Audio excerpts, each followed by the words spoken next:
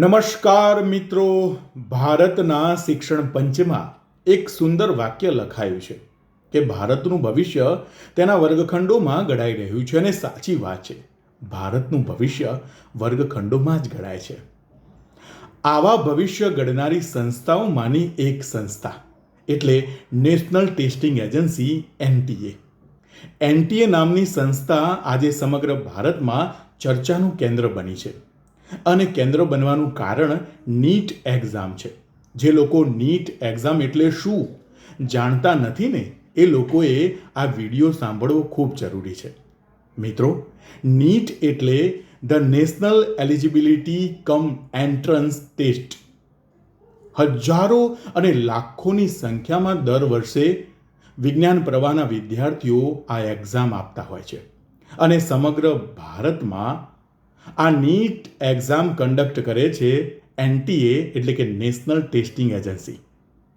સર્વપ્રથમવાર 2013માં આ exam conduct કરવામાં આવી. મિત્રો, સમગ્ર ભારતમાં જુદા જુદા રાજ્યોમાંથી વિદ્યાર્થીઓ પરીક્ષા આપતા હોય છે.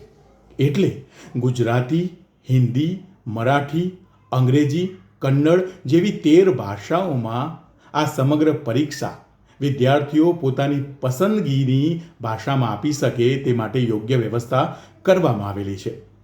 મિત્રો, આ ઉપરાંત યોગ્ય રેન્ક ધરાવનાર વિદ્યાર્થી એમબીબીએસ, બીડીએસ, વેટરનરી અને બીએસસી નર્સિંગ જેવા ક્ષેત્રોમાં પ્રવેશ મેળવે છે.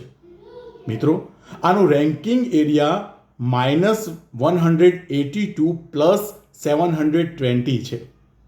અને યોગ્ય સંસ્થામાં પ્રવેશ મેળવવા માટે મિનિમમ 450 રેન્ક લાવવો ખૂબ જરૂરી છે. આ મુદ્દો એટલા માટે ચર્ચાનો બન્યો છે કે નેશનલ ટેસ્ટિંગ એજન્સી દ્વારા યોગ્ય વિદ્યાર્થીઓને યોગ્ય ન્યાય નથી અપાઈ રહ્યો અને ગ્રેસિંગ માર્ક આપીને સમગ્ર ભારતમાં ચર્ચાનો વિષય બની છે. અને આ નીટ એક્ઝામ અત્રે ઉચ્ચ ન્યાયાલય અને કેન્દ્ર સરકાર પાસે પહોંચી છે. અપેક્ષા રાખીએ છીએ કે યોગ્ય વિદ્યાર્થીને યોગ્ય પ્રવેશ મેળવે અને યોગ્ય ભવિષ્ય પોતાનું નક્કી કરી શકે. ધન્યવાદ.